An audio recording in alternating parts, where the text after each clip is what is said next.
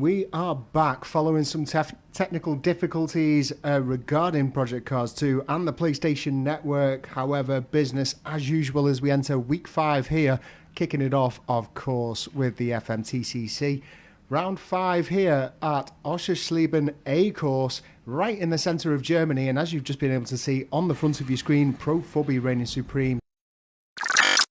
As we have a look at the starting grid order for today's race number 5 in the FMTCC, Pro Fubby picks up yet another pole position with the console running alongside him on the front row of the grid. Wadge in 3rd place with Al Axon in 4th alongside him, and then it's 5th to Kovkarl with Jack de Menzies chasing him up and maybe benefiting from the inside line into turn 1. Lecky in 7th place, followed by Spankmeyer, and then Wardy right behind him in his teammates SRT. Casey Redwood in 10th position, not a bad starting position for him, but he has got a BMW right behind, which will spell curtains if DJ Ledgy manages to get it off the line cleanly.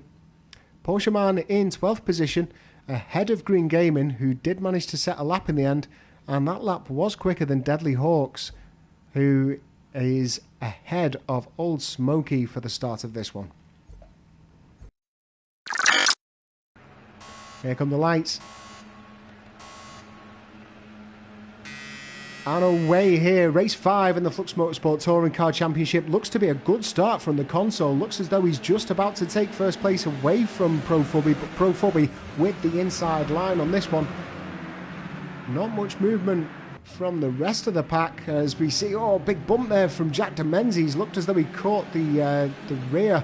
It may have been a Spankmeyer, maybe catching up Al Axon, but all the rest of the pack look as though they've gotten away, and what a fantastic camera angle that is, bringing you most of the action there.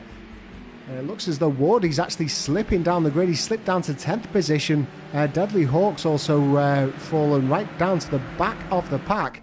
In fact, it looks as though he's barely even gotten away. He finds himself 34 seconds away from the leader. Not sure what's gone on there. No damage to the front of that car, so it looks as though whatever it was self-inflicted. But Pro Fubby leads the race ahead of the console. Wadge in 3rd place, followed by Al Axon. Got all sorts of close proximity racing going on here. Back down to the battle for 4th place though. Jack de Menzies still holding off Lecky. Looks as though Wadge is just slipping away ever so slightly from these two. Looks as though a potential slowdown there maybe. Either way, Lecky has been able to get up alongside. If he doesn't close that door, that's going to allow Wadge straight on through. Wadge has been suffering with some brake pedal issues in practice. Does look as though that's potentially sorted itself out. If you do see him braking uncharacteristically, it could well be a bit of a hardware fault. As we see, it looked as though Jack de Menzies got far too much curb, or maybe a bit of a nudge, because I can see Lecky there just waiting up. Now maybe he got bounced off as well, because Lecky has lost out big time there. Slips down to 9th place, so Kovkarl and Spankmeyer have moved on up. So has Wardy. Wardy, the big gainer from that mistake for sure. It did look as though Jack de Menzies just went a little bit wide, bounced off the curb, and looked as though Lecky almost followed him through it. Let's have a look what's going on between Jack de Menzies and Kovkarl meanwhile. These guys have been very, very close throughout the first half of this race. Jump on board with Kovkarl. Let's have a look at the differences in lines. We see Jack de Menzies there just picking up a little bit of dirt, and you can see what that tiny little mistake allows Kovkarl to do. Jack de Menzies goes for the inside on the defensive, but it's not going to be enough. Kovkarl just carrying too much speed after that slight mistake from Jack de Menzies, and it's done enough to get him up into 6th place. Meanwhile, looks as though DJ Ledgy has been able to move up into 9th place ahead of Wardy. Wardy is now going to come under pressure from Casey Redwood. His Curb Clipper fans will be happy. I know that Redwood does have quite a few followings from his and our good friends at Curb Clippers. So I'm sure they'll be cheering him on if he manages to get up into that 10th place. As well as we see Jack de Menzies now having a little chance up the inside. I think he's going to get this one done. It's going to be a bit of a drag, and there is a back marker in the way as well. Two good friends going toe-to-toe, the wheel-to-wheel here, so Jack de Menzies does have the advantage. However, that's only by line. It looks as though Al Axon has been able to out-drag him ever so slightly, maybe benefiting from the draft from Deadly Hawk and the BMW up ahead of them. great bit of wheel-to-wheel, bumper-to-bumper action here from 4th and 5th place. We've got battles continuing all the way down the field, really. The only place it hasn't, and I do apologise to Fubby for not giving him the airtime, is up in 1st place as Jack Menzies now makes a little move up the inside of Al. And the two actually come together. Big hit there. Classic touring car trade of paint. Jack Menzies still holding up onto the inside line, and Al Axon's going to have to rethink and regroup. Come back at that one once again as they go through the S's. Meanwhile, Kovkarl is also being hounded by Wadge as we see the mistake there from Green Gaming. Maybe he's just moving out of the way, but does give me a bit of twitchy bum when I see a driver on the grass like that, whether or not they've made a mistake and just going to come flicking back across the racing line. You never quite know. Let's jump into the cockpit of Wadge as he makes his moves up onto Kovkarl, takes that position back brilliantly. He's got himself placed up onto the inside, and Kovkarl was helpless, couldn't do anything against that, and Wadge is now really starting to find some pace. A 133.774 from him, and that's only 4/10 away from the current fastest lap of the race. So Wadge is maybe getting a late resurgence here. He's found a second wind, and we might just see him try and make a bit of a push, maybe up for 4th place. Could be for grabs if he manages to keep up this pace. Does look as though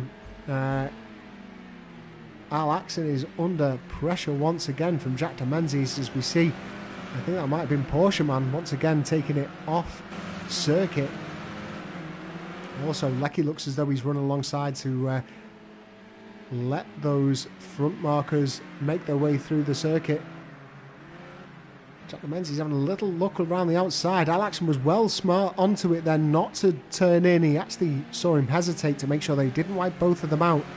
Jack Menzies now does have the inside line for the chicane, and he's going to take that position. It's just for how long is he going to be able to hold it? Jack Menzies, meanwhile, still holding off Kovkarl. This one's going to be down to who's got the most penalties, I believe. But Jack Menzies is going to cross the line in 4th position. Kovkarl in 5th, followed by Lecky 2000 there. Al Axon has since crossed the line. He's actually jumped up past Jack Menzies. We will get this confirmed in around about 70 seconds time when the race is all done with. Wadge made a big late surge, but I think that hardware issue with his brake pedal has just been a little bit too much, and in whatever pace he's been able to build upon throughout the race, he's lost. Subsequently, we see him there, his brakes are actually stuck on once again, and that has been the issue throughout this race for him. Does come across the line in 7th place though, and it looks as though despite any penalties he's going to be very safe from the 8th place of Wardy. Let's have a look through the final running order. Can confirm now that that Pro Fubby gets the fastest lap, so another Triple Crown race weekend gets both race and the fastest lap from Pro Fubby. The console comes up in 2nd place, a total of 10 seconds gap after the penalty was applied. Spankmeyer in 3rd for another podium, and really securing himself in the mix for this for a strong finish in the FMTCC. Kovkarl does enough for 4th place. Did actually finish behind Jack Menzies, but due to that 13-second penalty, Jack Menzies drops all the way down to 6th behind Al Axon.